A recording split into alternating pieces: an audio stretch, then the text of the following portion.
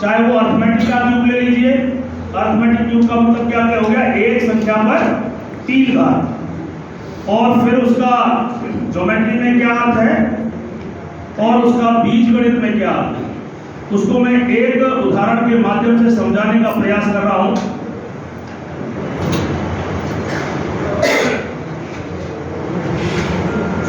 देखिए, एक सर्वसमीकरण हम पढ़ते हैं a प्लस b का whole cube that is equal to a cube plus 3a square b plus 3ab square और प्लस b क्यूब।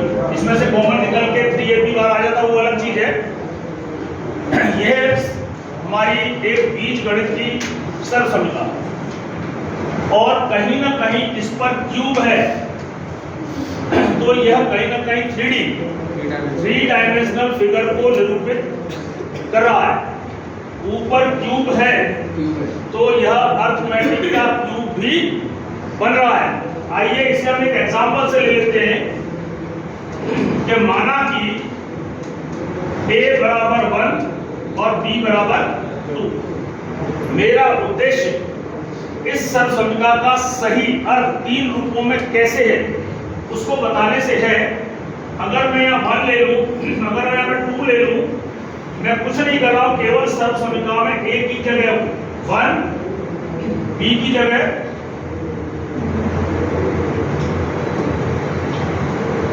a की जगह 1 और b की जगह 2 ले लो, प्लस 3 इंटू 1 प्लस 2 का स्क्वायर और लास्ट में आपका इंटू का क्यूब प्लस किया मल्टीप्लाई करके नेक्स्ट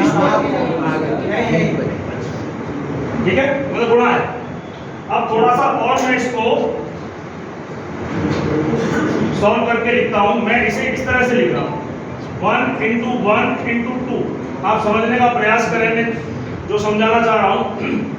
और इसे लिख रहा हूं मैं 1 इंटू 2 इंटू 2, और ये वाला है आपका 2 का क्यूब। अब देखिए इससे प्लस आएगा। अब इसे आप इससे समझने की कोशिश कीजिए। इस सर्वसमीकरण को मैं एक ऐसे क्यूब से जोड़ने की कोशिश कर रहा हूं जो 1 प्लस 2 क्या है 3 का क्यूब, यानी कि 1 2 3 3 लंबाई, 3 चौड़ाई और 3 ऊंचाई, यानी कि मेरे हाथ में 3 इंटू 3 इंटू 3 का एक क्यूब है। मैं यहाँ पर भी 1 प्लस 1 3 पे 2, ये आपका अर्थमेटिक का क्यूब है। अर्थमेटिकल मेरे हाथ में आप देख रहे हैं ये 3 डायमेंशनल ज्योमेट्री का क्यूब है। मैं इससे इसको जोड़ने की कोशिश करता हूं। अगर मैं इस क्यूब को एक सिस्टम से तोड़ूं या सिस्टम से काटूं तो इसके अंदर एक क्यूब, एक 1 इंटू 1 इंटू 1 का एक क्यूब मिलेगा जो आप मेरे हाथ में हरा देख रहे हैं।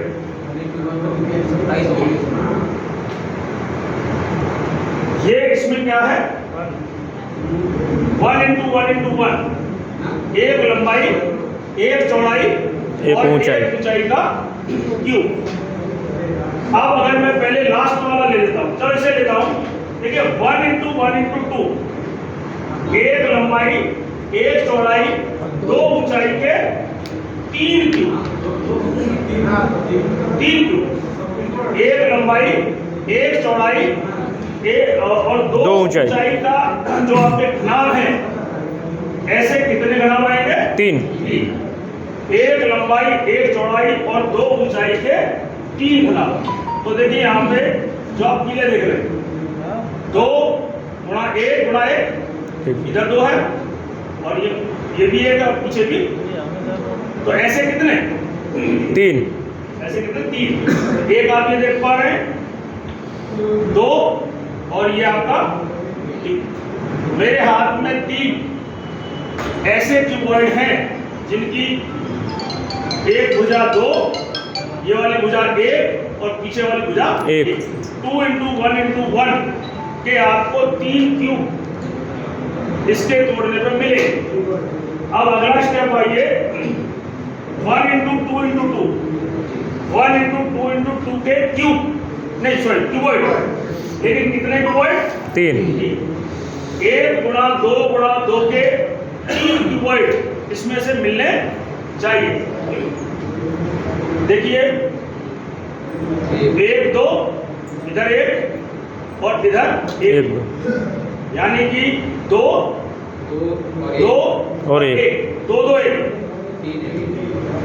2 2 1, ऐसे कितने? 3। तो 1 2 और 3, यानी कि 3 क्यूबॉइड आपको 2 × 2 × 1 के मिले। अब रह गया आपका लास्ट का 2 का क्यूब, यानी कि 2 2 2, 2 × 2 × 2 का क्यूब, 2 × 2 और × 2। मैंने आपको एक 3 क्यूब का 3 सेंटीमीटर क्यूब के टुकड़े इस प्रकार किए कि इसमें से एक क्यूब का एक क्यूब, 2 क्यूब का दूसरा क्यूब और 1 × 1 × 2 के 3 क्यूबॉइड, 2 × 2 × 1 के 3 क्यूबॉइड, इस व्यवस्था के अनुसार इसे तोड़ा जा सकता है। अब मैं अगर इस सब की काउंटिंग की बात करूं, अगर मैं इसे खोल लूं 3 × 3 × 3, तो कितना मिलेगा? 27। अगर मैंने वो एक एक करके खोल के अगर इनको गिनता हूं तो देखिए आपको मिलेंगे 2, ये भरा होता है इसमें इधर, देखिए 1 2 3, 3 और 2 5, 5 और 2 7, 7 और 4 7 और 4 11, 11 और 4 15, 15 और 4 19 और 8, 19 और 4 23, 19 और 4 23, 23 और 4 27, 23 और 4 27। तो कहीं ना कहीं बच्चा इनको खोल खोल के और 27 गिनेगा तो कहीं ना कहीं उसे अच्छा लगेगा और कहीं ना कहीं मैथ्स पे उसको विश्वास पड़ेगा। तो देखिए ये मैंने जो सिखाया 3 × 3 × 3, दैट इज अर्थमेटिक। वो क्या है हमारा? अर्थमेटिक में हमारा एक चैप्टर है घन। इस सर्वसमिका को मैंने सिखाया तो ये मेरा हो गया एलजेब्रा, सर्वसमिका, बीजगणित, और मैंने इसके टुकड़े करके आपको 3D से जोड़ा, वो कहीं ना कहीं हमारी क्या है। इस तरीके से आप अन्य सर्वसमिकाओं को भी कर सकते हैं। ठीक सर, क्योंकि हमारा चैप्टर चल रहा है, चलो एक और ले लेता हूँ। बंद नहीं करो, देखिए एक सर्वसमिका और है हमारे पास, a² - b², that is a - b, a + b। इसे पेपर कटिंग से भी किया जा सकता है, तो 3D वाला नहीं कर पाओगे, लेकिन इसे कर सकते हो। क्यों? क्योंकि ये क्या है? वर्ग क्या है? 2D। 2D का मतलब हमें क्या चाहिए? लंबाई और चौड़ाई, इसलिए इसे पेपर कटिंग से किया जा सकता है। लेकिन जो पिछली मैंने बताई थी वो 3D था, उसको पेपर कटिंग से संभव नहीं। अगर मेरे हाथ में आप देख पा रहे हैं होने को तो ये 3D है, लेकिन अभी आप फिलहाल इसकी मोटाई को इग्नोर करें। मैं केवल आपको आगे आगे का हिस्सा दिखाना चाह रहा हूं। आप आगे आगे फेस को देखिए, क्योंकि लंबाई और चौड़ाई, अगर मैं यहाँ भी इसको समझने की कोशिश करूँ एक उदाहरण के माध्यम से, तो यहाँ पे मैं क्योंकि जो मेरे पास कम थे तो मैं ए बी 2 ही ले रहा हूँ और बी भी यहाँ 2 ले रहा हूँ। तो यहाँ क्या बनेगा? नहीं सॉरी, ए में 4 ले रहा हूँ, सॉरी गलत बता गया मैं, ए 4 और बी बराबर 2, क्योंकि ए मुझे बढ़ा लेना होगा तभी मैं उसमें से b² को घटा पाऊंगा। तो देखिए यहाँ पे ये हो गया आपका 4² - 2², दैट इज 4 - 2 और 4 + 2। अगर मैं इसको मैं अभी ऐसे ही रख रहा हूं और ये हो गया आपके पास 2 × 6। इस सर्वसमिका को मैं इससे जोड़ने का प्रयास कर रहा हूं।